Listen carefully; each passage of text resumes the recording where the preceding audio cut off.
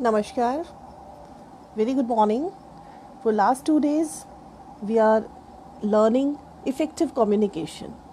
So in this series, today I would like to discuss reading skills. I have already give you the meaning of the term skill by adding some technique, by adding some method. We can make our knowledge our skill. And reading is very important. The more you read, more you store in your mind.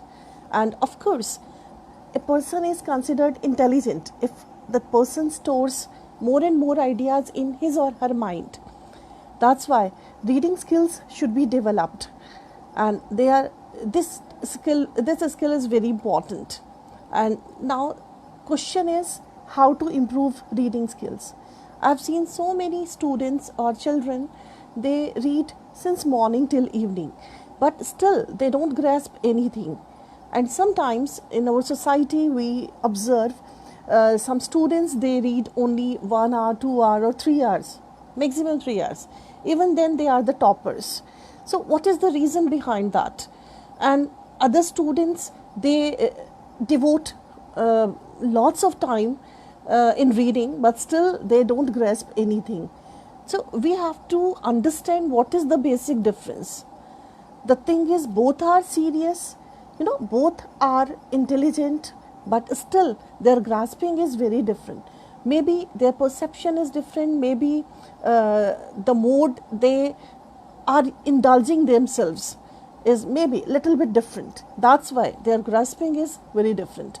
Now in reading skills, first of all, there's a technique of writing précis. It is an art of condensation. you know if you write a précis or if you read a précis, you can develop your reading skills. I'll make this point clear. What is précis? Précis is an art of summarizing, but summary or précis, both are different. Later I would discuss how to make précis, how to read précis, and what are the benefits of précis writing. Before doing that, I would like to discuss what is reading skills. Now the very first point is very clear, that if I write précis, so then two things are covered, because writing and reading both are very important. If I read a passage, after that I write something, then reading and writing both are covered in précis writing. That's why précis reading and writing is important. Second is, we have to understand reading is a visual process. When I read something, then there is a visual mental picture, and with the help of that mental picture I understand those words. For example, if I read a particular word tree, then the image of tree emerges in my mind. Then the tree I have seen in my life, only that type of image emerges in my mind.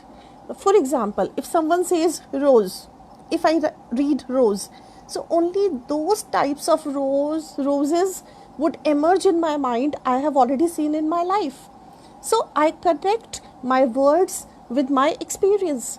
So this is something about signifier and signified. In English there is a theory of structuralism. There are some structures, there are some images already in my mind. Through those images we understand our topic, or we understand any chapter or any book. So it is just about creating some images or visuals in our mind. And next is training of eyes. It is very important. Concentration level is different. It varies from person to person. And in most of the languages we just read from left to right, but in Urdu language we read right to left. So proper eye movement should be there. Fixation in seconds, that very important.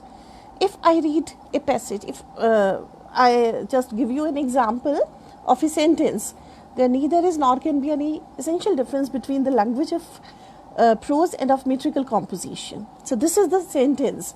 If I read the sentence, there neither is, if my fixation is on every word, then I am a poor reader. But if fixations are less, then I am a good reader. For example, there neither is nor can be any essential difference.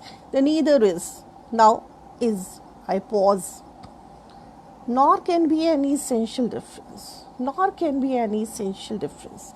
Now the second is difference. Same is the case with the whole sentence. If my fixations are less, then I am a good reader. Second is my grasping. Sometimes I read very fast, but grasping is 0. Grasping is 50%. Then you are not a good reader. So you have to determine, today you would check your speed, your comfort zone speed, because this speed varies from person to person, and of course we should control the visual regression and visual wandering. And I would like to make you understand through an example. I recall when I was a child, I used to attend some satsang or maybe some Sundarkand part with my mom. Then sometimes in between my mind got diverted. I began to think how long Pandaji will take to reach the end, to the concluding part. And after that, after few minutes, I would realize that the things are missing. Then I have to relocate. Then I have to pay attention to those particular words, uttered by Panditji. So this is called, visual. We have to avoid, we have to overcome such type of visual regression. Same is the case with the students, those who study since morning till evening. There is a visual regression in case of those students. And next is concentration. Your concentration level should be high if you really want to grasp something. Then comfort zone speed. This is important if you are a student.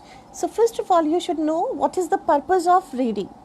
If your purpose is to grasp some knowledge, if your purpose is to make some assignment, and of course you are preparing for some examination, competitive examination, or maybe some regular type of home examination, then your reading would be a study reading. Then generally you read 200 to 300 words per minute, and then grasping would be 80 to 90%, because in such type of cases concentration level is high, because I know my purpose, why I am reading. So if the purpose is very clear, if my purpose is to obtain more and more marks, then I would concentrate. And sometimes 100% grasping is cannot be achieved. This is very true, ironical truth. But in study reading, if your speed is 200 to 300 minutes per words per minute, then your grasping is 80 to 90%. And in average reading, suppose you are reading for your entertainment, for your diversion, then you read 250 to 500 words per minute. Then grasping is of course low. Then grasping is 70%. But I am not saying in all the cases grasping is 70%. Of course, this varies from person to person. Intention of the person, purpose of the person, perception, knowledge, intellectuality, at what extent you understand the words in the given text. Suppose you are an intellectual, you know the meaning of all the words, then of course your reading would be successful. And in skimming reading, this is a type of reading. When we skip certain paragraphs, certain points, some portion, then you don't go through the whole material. Then in skimming reading, you just take some headings, some paragraphs are skipped. So in such type of reading, for example, we read newspaper, and I have seen so many people, they read bulky novels within 1 or 2 days. So maybe such type of reading is skimming reading. And in this type of reading, people read 800 plus words per minute. And of course, grasping is 50%. Here, the most important thing is the purpose of a reader. If you are reading a legacy, if you are or any will, you have been given lots of money, of course you would read that particular document with full concentration, even more than study reading. So this is all about your purpose. And now next point is, what are the reasons of visual regression? Why our attention gets diverted? First of all, lack of confidence. Some people, they don't have confidence, and I would say confidence, when a person thinks, oh, I can't do that, this is very difficult, how can I do this, this is it is time consuming. So such type of attitude creates lack of confidence. Then a person is not fully confident to understand the message given in the text. Of course, at that type of, in this type of situation, when the person reads any text, of course grasping would be low. And next is lack of motivation. If there is no motivation, this is human psychology. Without any benefit, we don't do anything. Even students, they don't attend their classes if the main reason is attendance. And of course, second reason is marks, internal assessment. And the third reason is getting knowledge. Nowadays, this is the scenario. I'm not talking about all the students.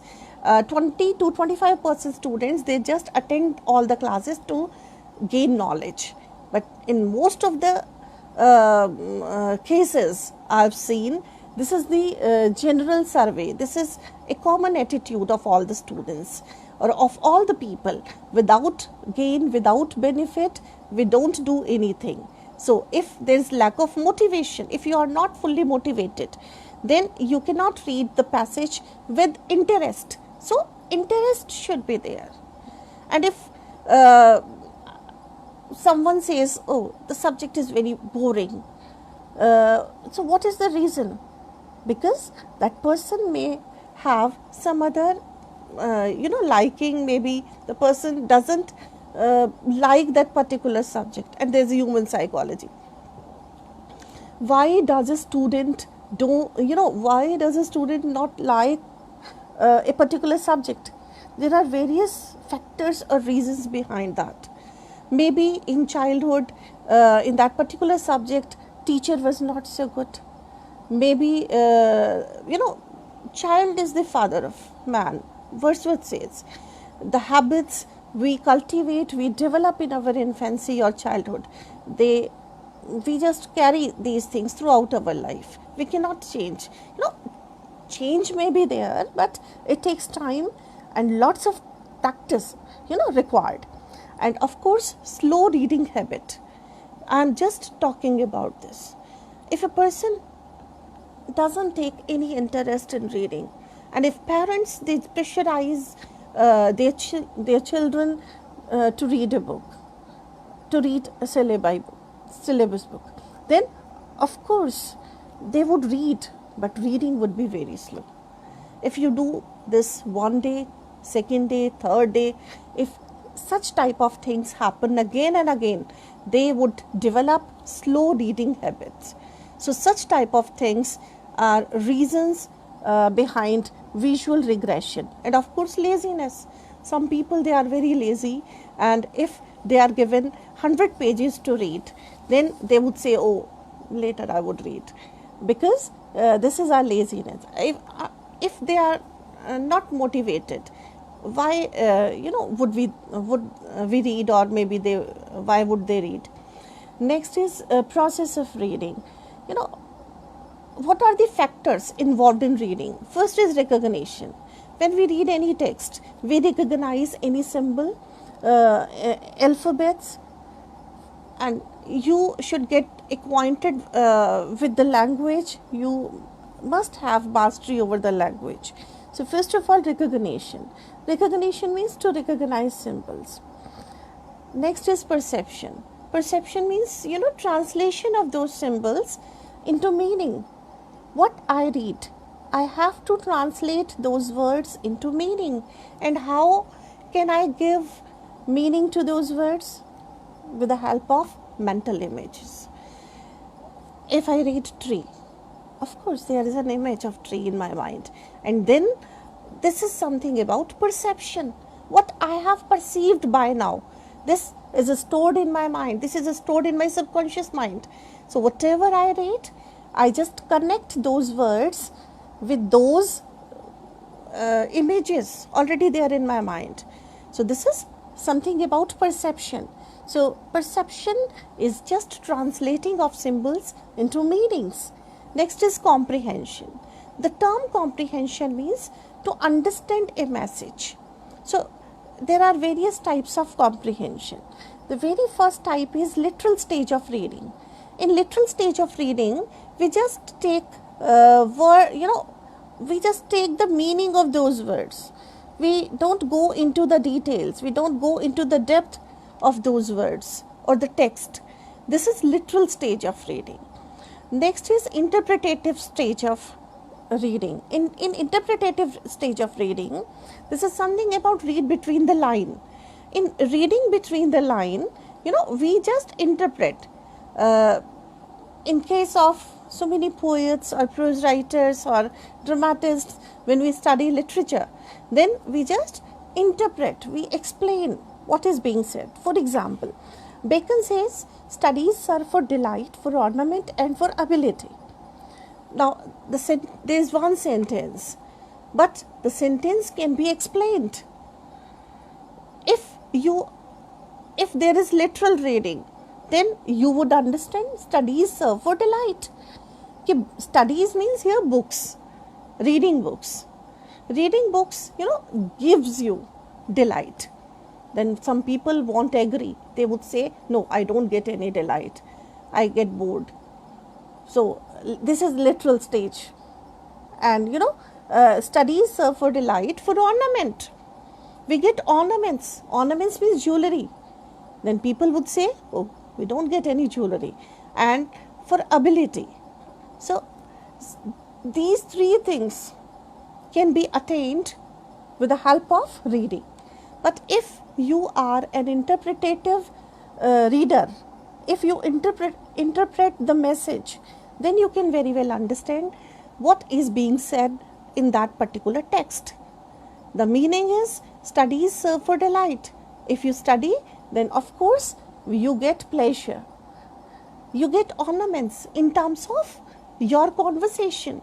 Your conversation, your speech is your ornament. If your speech is not good, then you are not a smart person. What is the definition of smartness? In practical terms, smart is a person who knows how to get any work done by hook or by crook. This is the practical definition of smartness. But beauty or smartness, this is related to your understanding, your speech. If your speech is good, then you are with your ornaments. And third stage, critical reading. In critical reading, you just analyze the text. There's a discussion on the text. So critical reading is very important for researchers. If you are a researcher, then you get indulged in critical reading.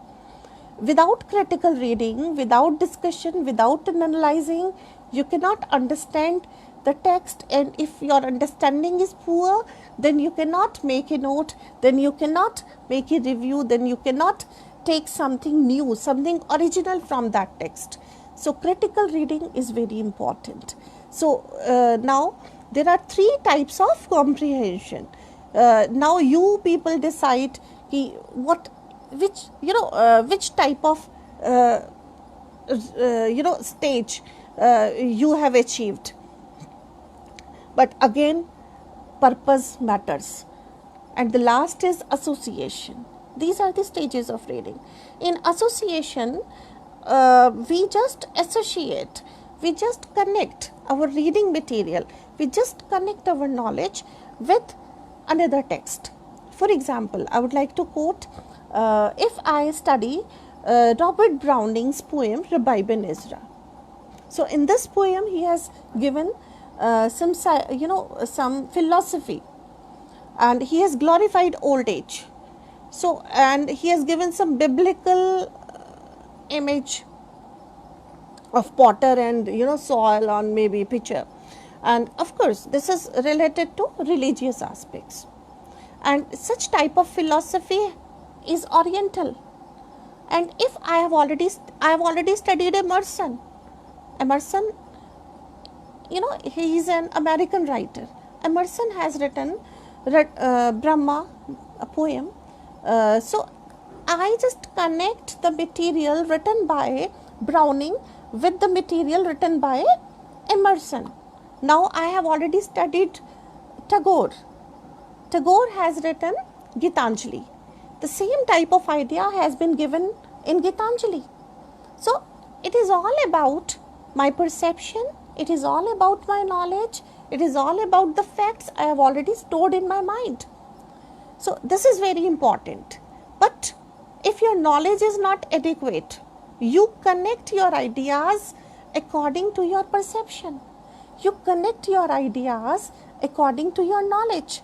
If your knowledge is sufficient, actually knowledge is never sufficient, because unlimited things are available.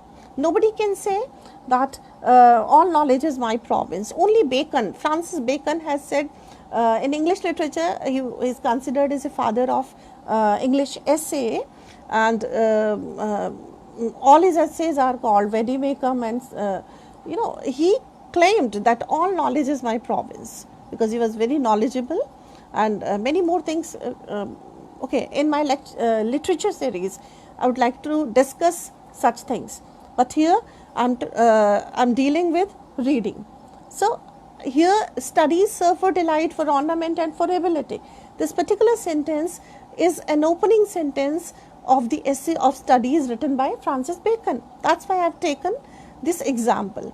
Now this is the process of reading. First of all, we recognize a word, then we take meaning of those words according to our perception or knowledge.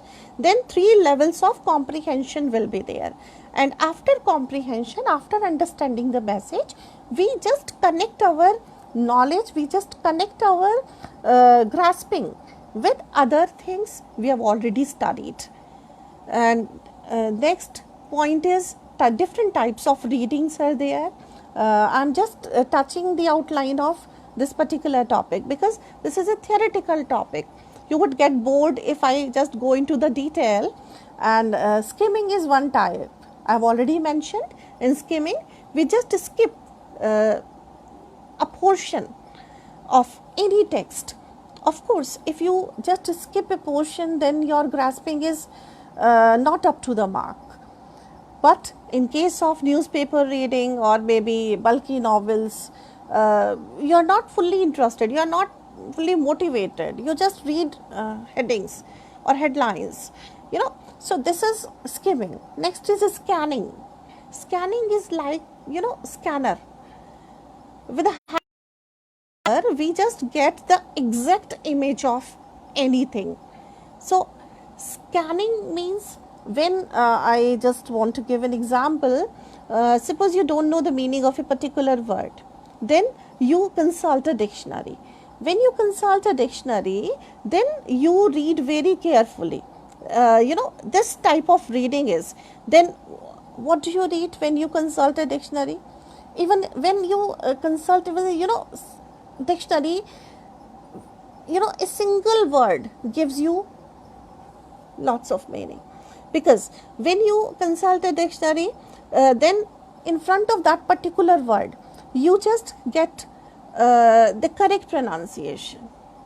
Second, usage of that word, meaning of that word, different. If there is some etymology, then you would understand how that particular word has been framed or originated. So many things related to the word you just understand. So that's why this is called scanning. Now, Sumanji, you are asking which is good reading, ma'am. I would say, this is something about your purpose. If we suggest any student to read, of course, for students, they should study intensively or extensively. Now I am coming to this point: extensive reading and intensive reading. In extensive reading, lots of material is available, but it makes you jack of all trades. But still, extensive reading, you have knowledge of all the things. But in intensive reading, when you do research, then you get indulged in intensive reading. And loud and silent reading. In loud and silent reading, sometimes, even I experience, everybody experiences. When I read something, my mind gets diverted. I begin to think about maybe something about my kitchen, or maybe some other people. So, what is there in my subconscious mind? These things emerge. Same is the case with all the people. Then it is suggested, please read aloud. So then this is a technique to concentrate on that particular text. So do you think, now the question is, what is more beneficial? In which type of reading grasping would be more? Loud reading or silent reading? I just want you give me reply, yes, loud or silent. If you think that loud reading gives you more knowledge, then please type yes. I have lots of messages. Saujanya ji, Akshita ji, and Vipin ji, good morning. Mandeep ji, Fayaz ji, Chetana ji, Juhi ji, Dipali ji, Geeta Sharma ji, Ramya ji, Smita Roy ji, Geeta ji, Raghu Babu ji, Ashwini ji, Rashmi ji, Ashu ji, Sabiha ji, Seema ji, Arifa ji, Imtiaz ji, Fayaz ji, Narottam ji, Suman ji, Nidhi ji, Sabita Sen ji. So my question was, do you think that in loud reading grasping is more? No. In loud reading, actually this is just a way to concentrate. But in silent reading, grasping is always more. Okay, I'll try to make you understand.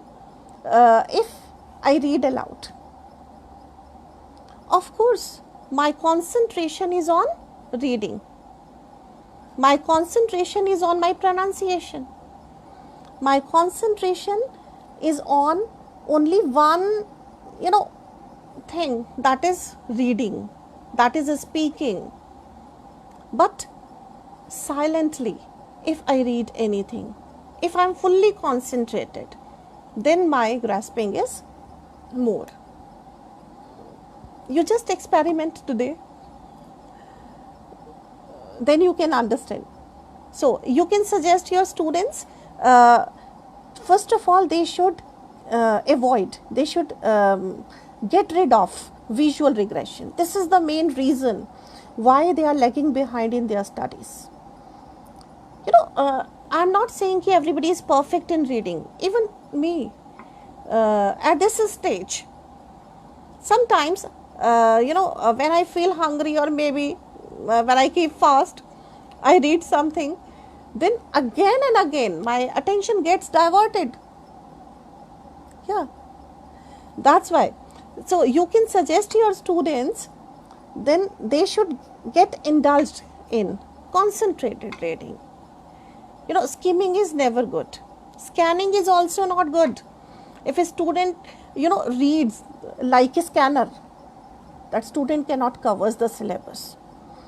Extensive reading is of course good for students, in case of students, because a student has to study so many subjects, then he or she has to prepare all the subjects. But in intensive reading, this is meant only for researchers. Now Smita ji is asking, I would like to ask, is it loud speak is sign of confidence? Of course, loud speaking is a sign of confidence, definitely. When a student answers in low tone, then definitely we say, we understand there is something wrong with the student, or maybe the student is not very much sure about it. But I am not talking about speaking, I am talking about reading. If you give a newspaper to a student and then you just instruct the student, please read the paragraph, the concentration would be there only on one factor, that is speaking, correct pronunciation. Grasping would be automatically low. Maybe that, I am not saying that student or maybe that person doesn't grasp anything. That person would be grasping 70%, but not like that in, in silent reading. Silent reading is always the best type of reading, because when I am fully concentrated, if there is someone is creating any noise, then I instruct them, please make silence, because I am reading something, I have to study, But if I am fully motivated, if someone is beating a drum, I would never say, please stop your drum beating. I would definitely concentrate, because I am fully motivated. If I know my purpose, so it is something about confidence, motivation. If I am fully motivated, if I know that tomorrow I have to appear in my examination, then of course, if someone is beating a drum, doesn't matter, because I am motivated. So these are the various types of reading, and of course there is a formula to improve reading skills, and we always suggest our students SQ3R technique. This is the best technique. Anyone can adopt this type of technique to become an intelligent student, a good student. So first is survey. Survey, as the name, as the title itself conveys the meaning, surveying means you survey, you just collect your material from different sources. You consult your teachers, you visit any website, so libraries, you consult so many people. This is something about collecting data or reading that material. This is survey. And after survey, there's compilation of all the material, collection and compilation of the material, and reading of that particular material can be categorized as survey. But after survey, this is very natural, this is human tendency, we ask some questions,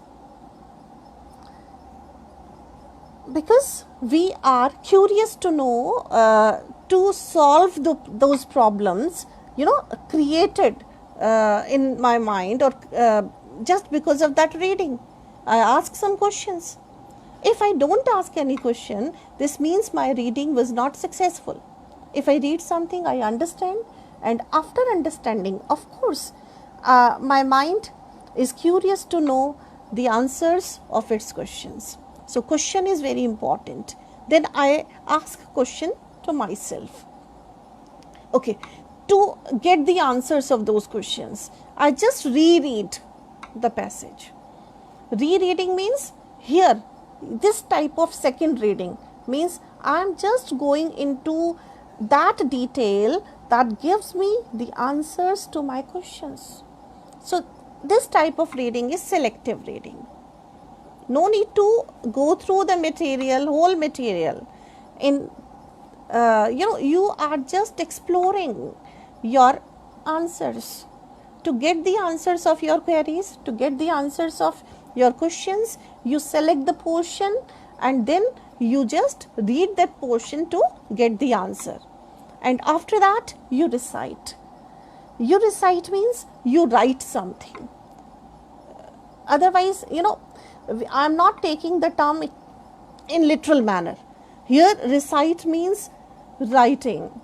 If you are a student, then you make some notes with the help of your survey, and then queries were there in your mind. And after solving all those problems, you write something. You make notes. If you are a researcher, you write your dissertation, you write your thesis, and you write your research paper. So, this is something about reciting. And after writing, after making any document, there is review. Review means you have to check whether the language is correct, grammatical errors shouldn't be there. So, this is called review. And for example, sometimes our purpose is to make review. Those who are the researchers, they just go through the material just to make a review of that particular document. So, SQ3R technique is very, very important. You can suggest your students to adopt this technique to become a good student, to become an intelligent student. So, S stands for survey, Q stands for question, and 3R stands for read, recite, and review. So, all these are very important. So, this is something about your reading skills. Some more people are with us. Uday ji, good morning. Fayyaz ji, good morning. Okay ji. Next, Pressy writing. I told you that Pressy reading and Pressy writing both are important. So, what is Pressy? If you write a Pressy, you can develop two things, your reading skills as well as your writing skills. And in the context of critical writing or technical writing, this is important. Although some people say that it is easy because it is an art of remodeling, it is an art of making summary. Summary making is very easy, but we have to understand both are very different. Because when we write a summary, there is no word limit, there is no proper length for a summary. If you read a document of 1000 pages, so you make a summary maybe of 500 pages, maybe 200 pages, maybe in 100 pages you make a summary. But when you write a Pressy, so first of all you should understand what is Pressy. Pressy is a French word, and Pressy can be connected with precise, concise, and exact. So, exact modeling, you create an exact model of the given paragraph, of the given text, of the original passage, of the original any written document. So, Pressy is always 1/3 of the given passage. And I assure you that this is not so easy. Today, you would try to make a Pressy. You can take any article from any newspaper or maybe any book, and then follow these steps I would be sharing with you. So, this is very clear difference between Pressy and summary, because summary has no definite length, but Pressy has a definite length. Pressy is always 1/3 of the given paragraph. And usage of Pressy. Why do we make Pressy? I have already told you, it is a fine exercise in reading. It is an excellent training in concentration of attention. And of course, we learn how to express our ideas, thoughts clearly, concisely, and effectively. So, it is a corrective of the common tendency. Now, how to make a Pressy? If any passage is given to you, so first of all, you should read the passage. You should go through the text. But purpose is just to get the gist of the passage, to make the heading of the passage. Because if you know the theme of the passage, you can make title of the passage very easily.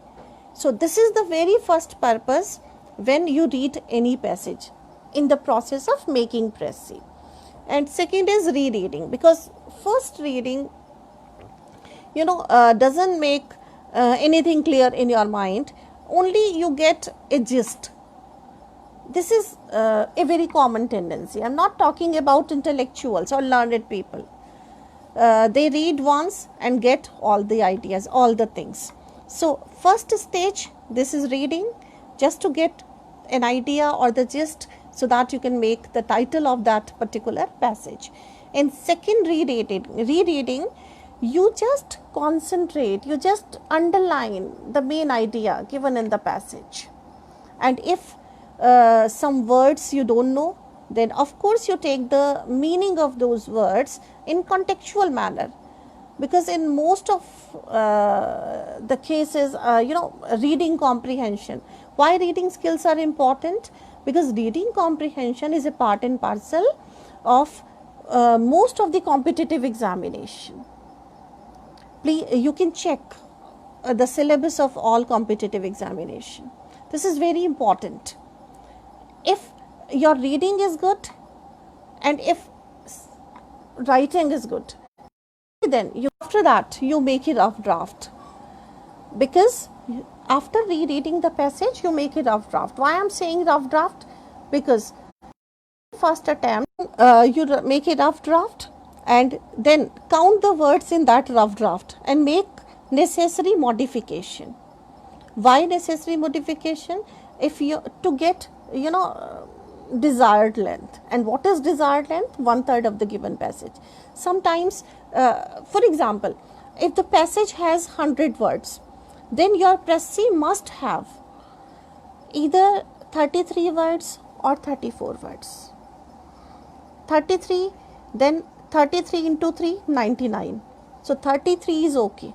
But if your précis has, Ashuji is asking which type of English we read.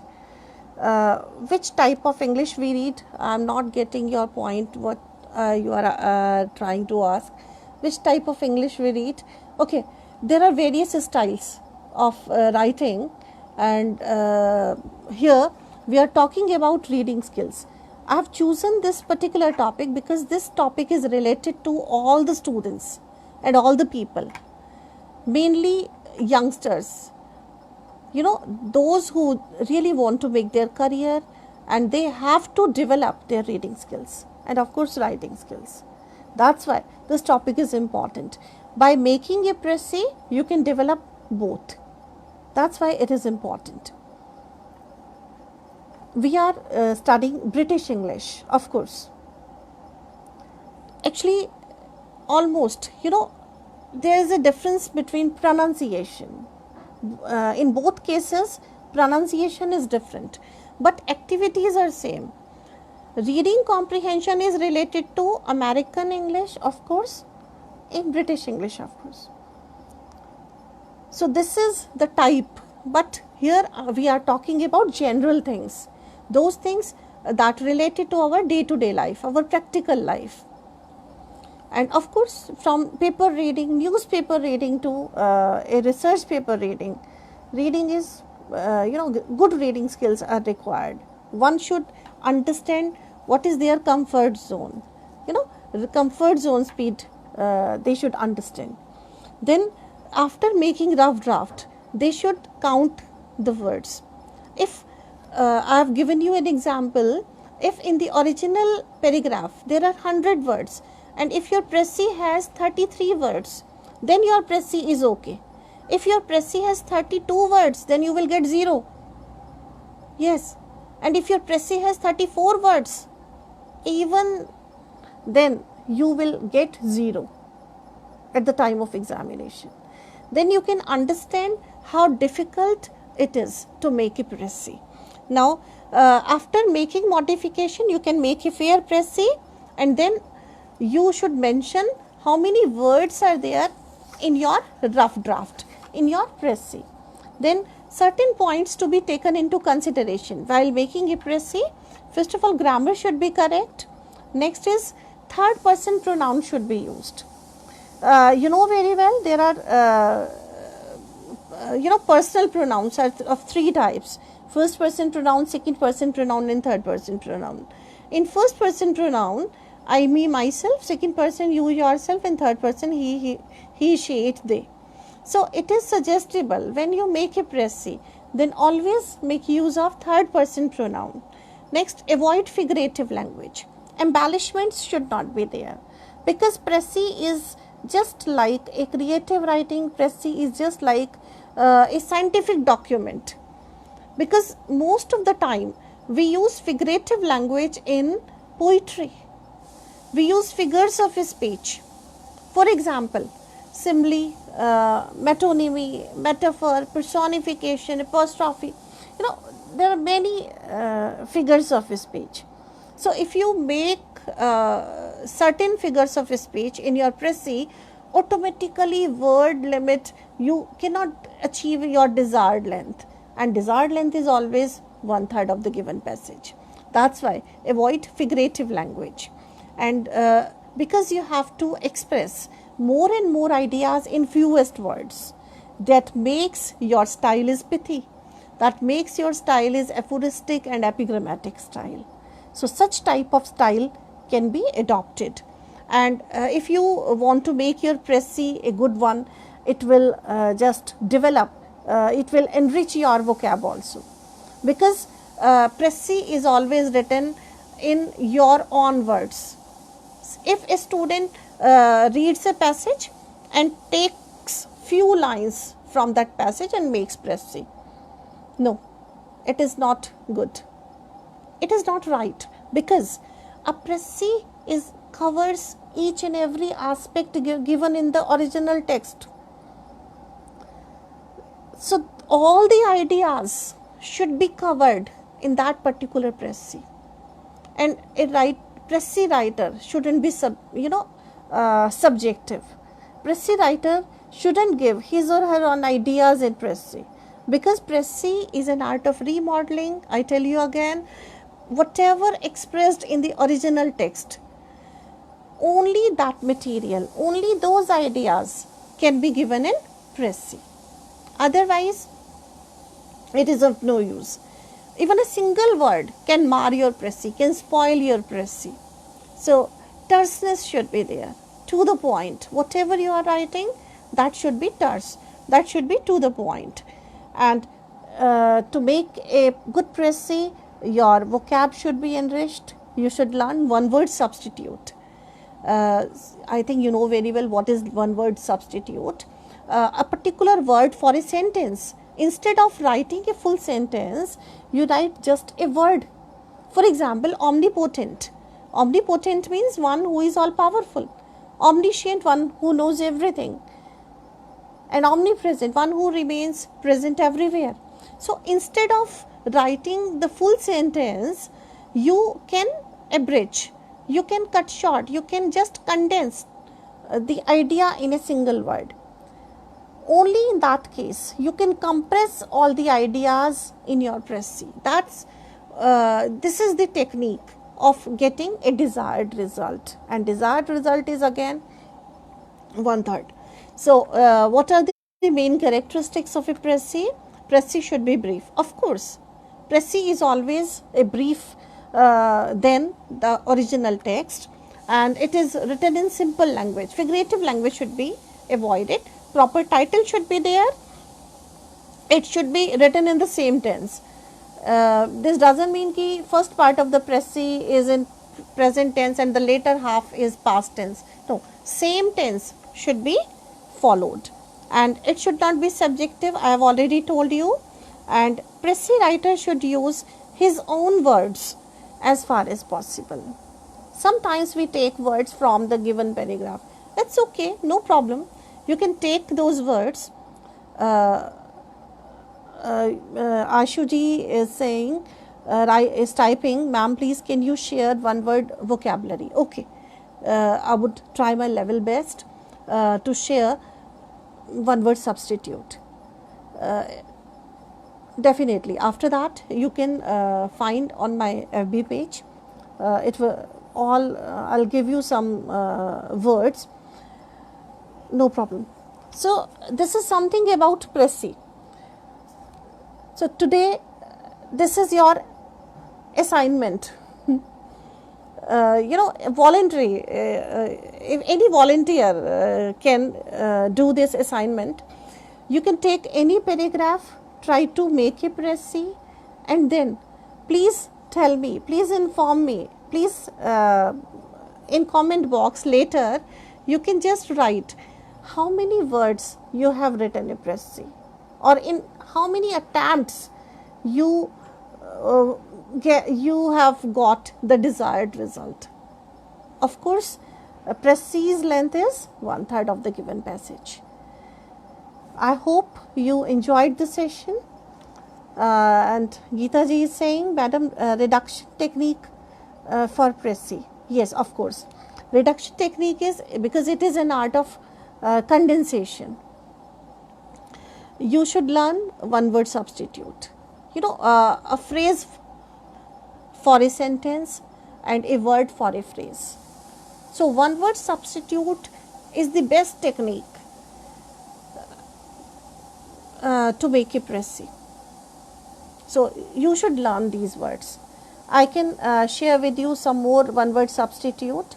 For example, if introvert, this is a word we use for personalities also. So introvert is a person who remains confined within the 4 invisible walls, and that person is not sociable. And suppose I say philanthropist, misanthrope, philanthrope. So these words can be explained in a sentence. So if you learn such type of words, then you can abridge, you can just cut short. In fewest words, you can just send your message, you can write Pressy effective. So thank you very much. This is something about your reading skills and Pressy writing. I hope you would practice Pressy writing and just inform me and tell me in how many attempts would you take to achieve desired results. Thank you. Have a nice day.